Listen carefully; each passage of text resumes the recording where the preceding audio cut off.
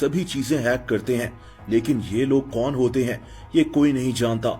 इसीलिए dark web पर बहुत ज्यादा स्कैम्स भी होते हैं। कोई भी इंसान इनको पैसे दे और फिर ये गायब हो जाएं, इसके पूरे चांसेस हैं।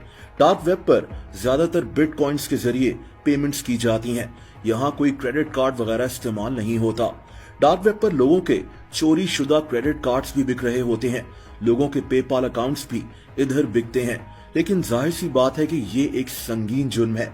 कोई इनको खरीद ले, इस्तेमाल करे तो पूरे चांसेस हैं कि वो पकड़ा जाएगा।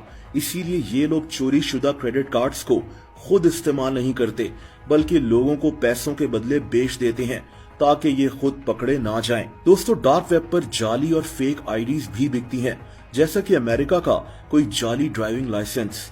यहाँ अमेरिका की सारी स्टेट्स के ड्राइविंग लाइसेंस बिक रहे होते हैं।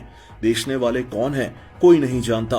डार्क वेब पर कोई इनके बारे में नहीं जान सकता। यहाँ चोरी शुदा मोबाइल्स, लैपटॉप्स वगैरह भी बिक रहे होते हैं। डार्क वेब पर जाली करेंसी भी बिकती है, डॉलर्स, यूरोस और दुनिया की तकरीबन हर करेंसी। बाद में चाहे खरीदने वाला पकड़ा जाए या जेल चला जाए, ये इन लोगों का मसला नहीं है।